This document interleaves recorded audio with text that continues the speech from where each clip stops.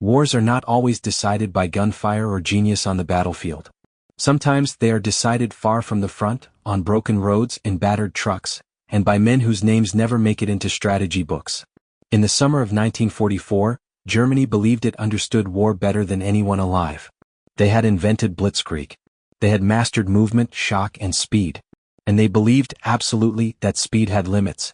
What they were about to discover was that they were fighting not just an army, but an industrial force of nature. And it was coming toward them on wheels. August 19, 1944. Wehrmacht headquarters, East Prussia.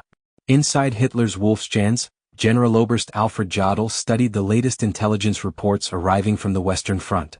The situation appeared chaotic, but to the German General Staff, it followed a familiar pattern. The Allies had advanced too far, too fast.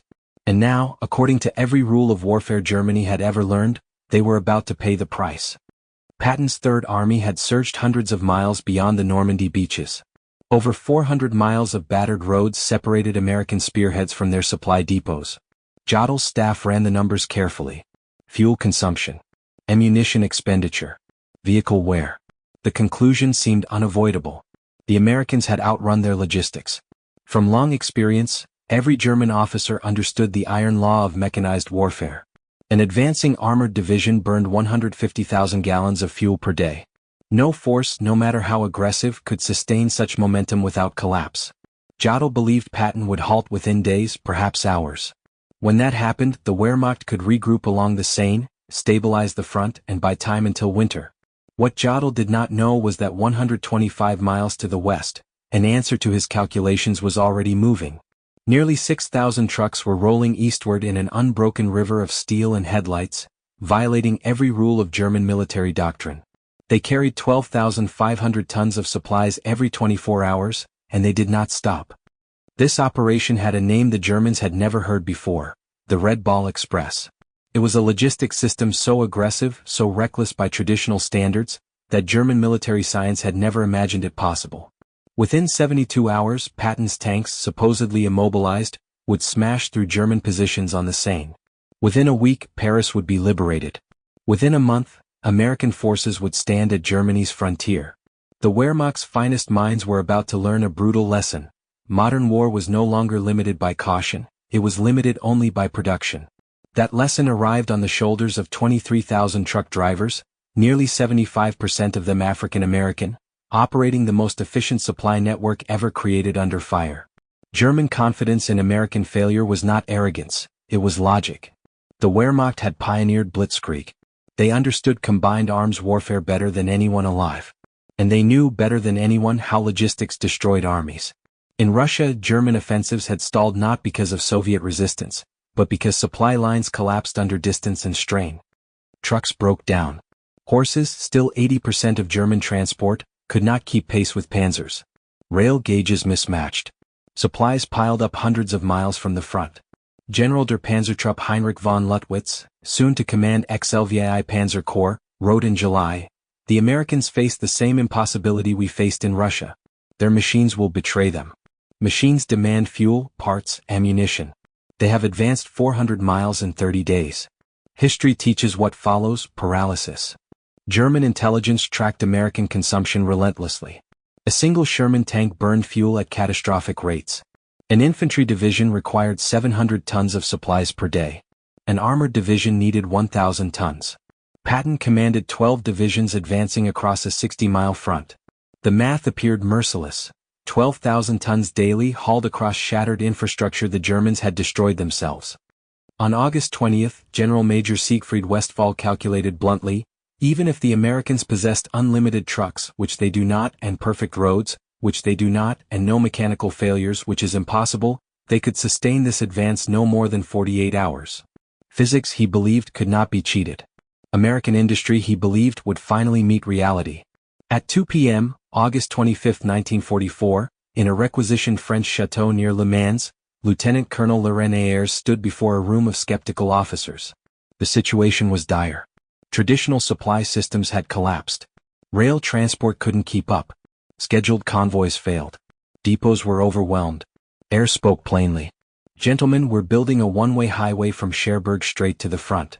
Every truck runs 20 hours a day. No stops except fuel and emergencies.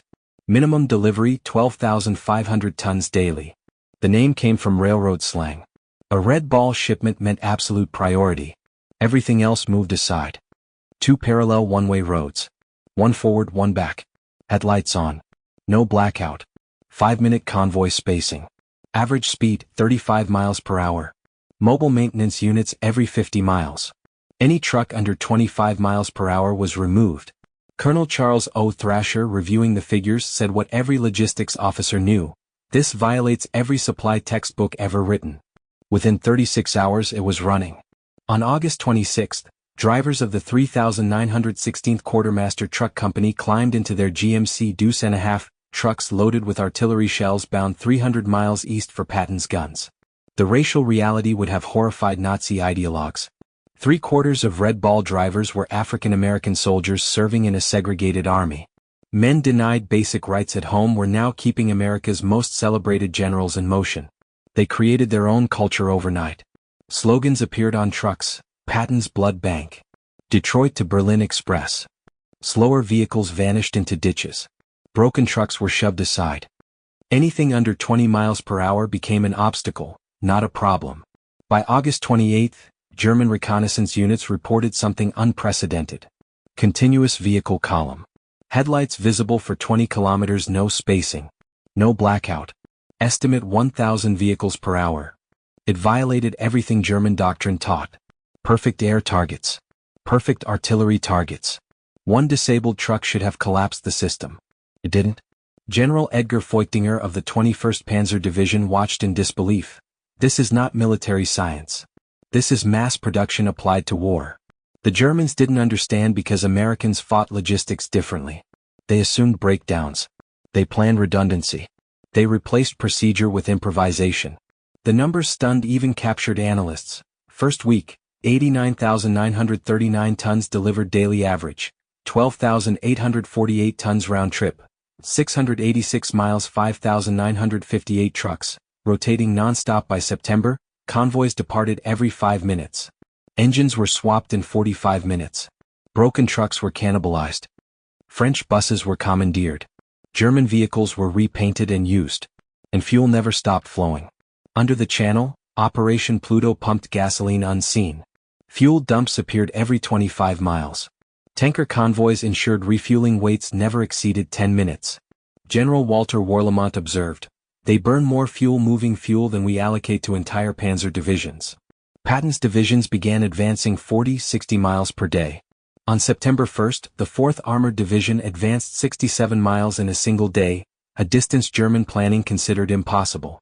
Heinz Guderian initially dismissed the reports. This cannot be real.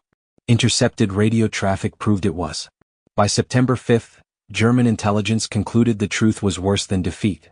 Field Marshal Walter Model summarized it coldly: "If this is accurate, we do not face a superior army, we face a superior civilization." The cost was brutal. Drivers ran for 72 hours straight. Benzodrine kept them awake. Accidents killed 300 men. Yet morale remained unbroken. They knew what they were proving. Every mile driven dismantled Nazi racial myth. Every ton delivered rewrote the future of warfare. Captured German officers later spoke with rare clarity: "We believed war was about maneuver and firepower. The Americans showed us it was about scale. And scale, once unleashed, could not be stopped." Oberst Hans von Luck, captured in September 1944, spoke with rare honesty during interrogation. "We knew the war was lost when we finally understood your supply system," he admitted. "You break every rule we were taught. You waste fuel, abandon vehicles, exhaust drivers, and yet it works. You have industrialized warfare beyond our comprehension." The psychological effect on German troops was crushing.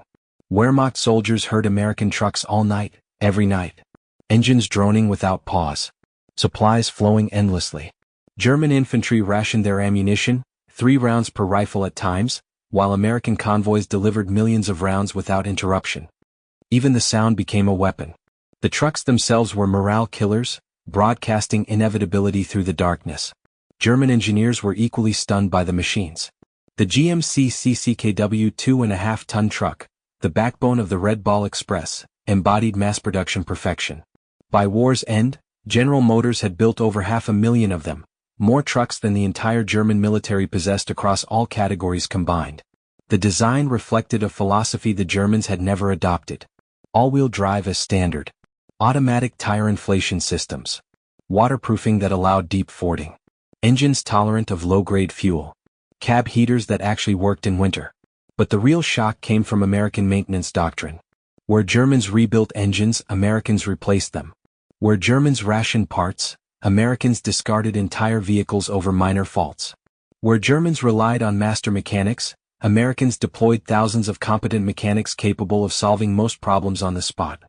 As the front raced east, the Red Ball Express adapted at a speed that paralyzed German planners. When the original route toward Chartres became overloaded, Americans didn't debate alternatives, they created new ones overnight. White Ball Express, Rouen to Paris Green Diamond, Cherbourg to Rail Transfer Points Red Lion, Bayeux to Brussels ABC route. Antwerp, Brussels, Charleroi each became operational within 48 hours. German staff officers required weeks to plan comparable systems. The Americans painted new markers, assigned trucks, and rolled forward. The racial composition of the Red Ball Express shattered Nazi ideology. African American drivers, men Nazi doctrine declared inferior and incapable, were executing logistical feats German forces could not match. The drivers understood the irony. Knowing what Hitler believed about them only pushed them harder. Every mile driven was a refutation. Every delivery was an argument.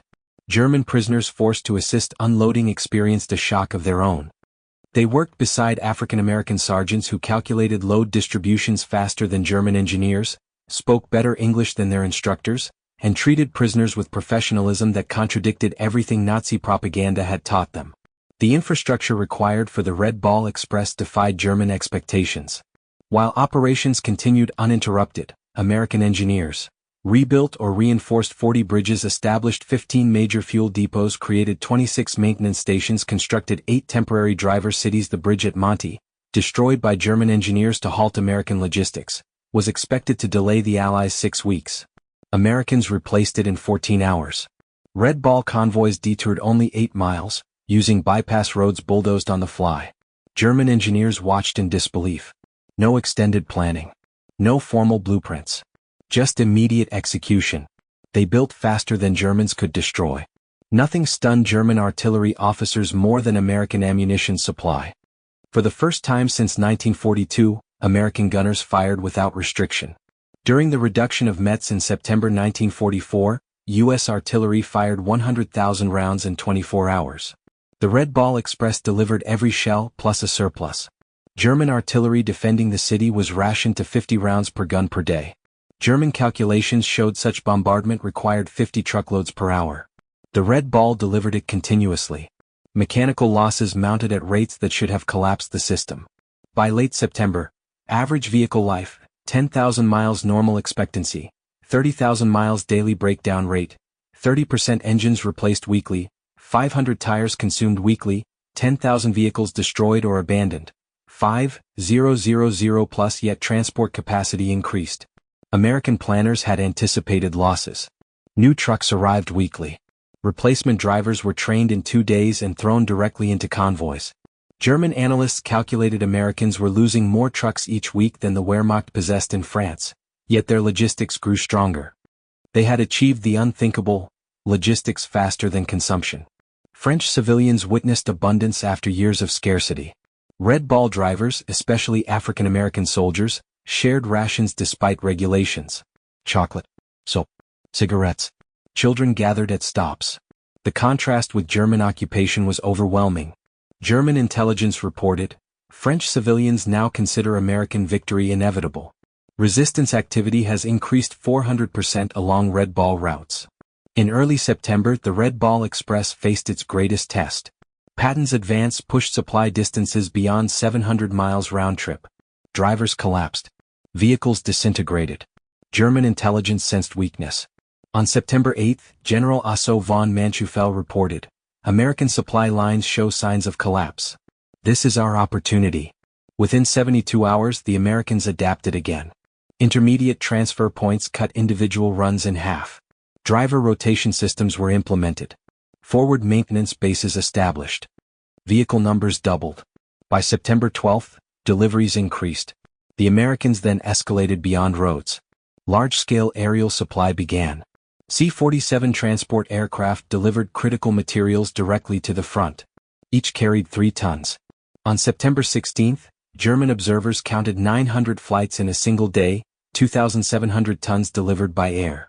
At its peak, the Luftwaffe had delivered 300 tons per day to Stalingrad and considered it miraculous. The Americans treated aircraft like trucks. The Red Ball Express operated under command principles alien to German hierarchy. Sergeants made decisions German doctrine reserved for generals. Junior officers ran operations larger than German colonels ever commanded. Chaos should have followed. Instead, efficiency emerged. By October 1944, advancing railheads reduced reliance on the Red Ball.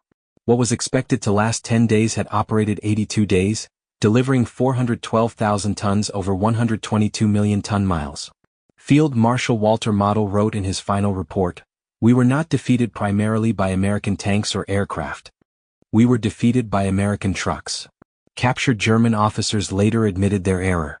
They had multiplied their best logistical performance by 3 and assumed that was America's limit. They were wrong by a factor of 10. Prisoners watched Red Ball trucks pass their camps. Some counted. Some wept. They understood what it meant, not just that America could supply its armies, but that it could waste more than Germany could produce. The Red Ball Express forced a reckoning within the U.S. Army itself. Its success depended overwhelmingly on African American soldiers still denied equal rights. When Eisenhower visited the operation, his aide recorded, "The general watched colored drivers who'd been going for 20 hours straight. He said, 'These men are winning the war as surely as any infantry.'" 3 years later, desegregation followed. The Red Ball Express was their battlefield and they won it. Post-war German studies transformed logistics theory worldwide. Former Chief of Staff Franz Halder wrote in 1950, "The Red Ball Express proved logistics determines strategy, not the reverse." We learned this too late. Among the 23,000 drivers, individual acts of heroism multiplied. Corporal John L. Houston drove 48 hours straight, falling asleep at the wheel 3 times, revived by fellow drivers and continuing on. Private Booker T. Washington, his truck burning from overheated brakes, drove 2 miles to a field hospital before abandoning it, saving wounded men from both sides. To German observers, this culture was incomprehensible. Initiative over regulation. Mission over procedure. Results over rules. And mile by mile, truck by truck, it rewrote the meaning of modern war. By late 1944, German commanders tried one last time to imitate what they could no longer stop. During the Ardennes offensive, they launched Operation Greif, hoping captured American trucks could recreate the Red Ball Express under German control. The attempt collapsed almost immediately. German drivers could not sustain American speeds. Mechanics struggled with unfamiliar equipment. Fuel reserves evaporated. Most importantly, Germany could not replicate the American belief that resources were expendable. One officer involved admitted bitterly, "We captured 50 American trucks. Within a week, 30 were unusable. The Americans would have replaced them without hesitation. We tried to repair them. That difference explains everything." Then winter arrived, the ultimate test. German doctrine insisted wheeled logistics became impossible below -10 degrees Celsius. Ice, snow, and freezing rain were supposed to end the Red Ball Express. Instead, it kept moving. Drivers chained their tires, poured alcohol into radiators, and forced engines alive in darkness. Speeds dropped, but deliveries continued. German observers watched supply convoys crawl through blizzards that had immobilized panzer divisions. The American system was not elegant or efficient by European standards, but it was unstoppable. Captured German logistics officers later studied the Red Ball Express in disbelief. Their verdict was unanimous. The Americans had built something entirely new, a temporary civilization of motion, thousands of men, vehicles, and supplies existing solely to feed advancing armies, then vanishing once the job was done. Germany spent years building permanent infrastructure. The Americans created superior temporary systems in days. The cost shocked German planners. The Red Ball Express consumed thousands of trucks and tens of millions of gallons of fuel. To Germans trained in scarcity, it sounded insane. To Americans, it was acceptable overhead. The operation enabled the liberation of Western Europe and shortened the war by months. One U.S. general summarized it coldly: wearing out trucks and men to destroy the German army was not failure, it was accounting. Beyond victory, the Red Ball Express reshaped the future. Thousands of veterans returned home and built the backbone of modern American logistics, trucking companies, highway systems, freight networks. They carried with them a lesson learned on French roads. Volume beats efficiency, speed beats perfection, and motion creates power. German high command eventually understood the truth. Field Marshal von Rundstedt admitted that American supply systems erased distance itself. There was no culminating point where American armies stalled. The war Germany had prepared for no longer existed. Behind the statistics were human stories that shattered German propaganda. Drivers who hadn't slept for days refused relief. Mechanics worked in freezing rain to keep convoys alive. Teenagers lied about their age just to drive. German soldiers listening to the endless engines at night began to despair. The sound alone became psychological warfare. Even phantom convoys, imagined but expected, demoralized troops. When the Red Ball Express officially ended in November 1944, it disappeared almost overnight. Trucks reassigned. Men moved on. Routes returned to civilian life. Germans needed months to dismantle smaller systems. Americans built, used, discarded, and improved without hesitation. After the war, German generals spoke openly. Many admitted the Red Ball Express made continued resistance meaningless. One officer said plainly, "We were not defeated by American tanks or planes but by their trucks." Another added, "We were fighting factories, not soldiers." The final truth was impossible to escape. The Red Ball Express proved that in modern war logistics is not support, it is strategy. It showed that industrial democracy could mobilize resources faster than authoritarian efficiency. German commanders who laughed at American logistics in August 1944 surrendered 9 months later to armies fueled by it. The Red Ball Express ended, but its legacy reshaped warfare forever. Victory no longer belonged solely to the boldest general or bravest soldier, but to the nation that could move the most, the fastest, for the longest. And in that war the most powerful weapon was not the tank or the bomber but the truck.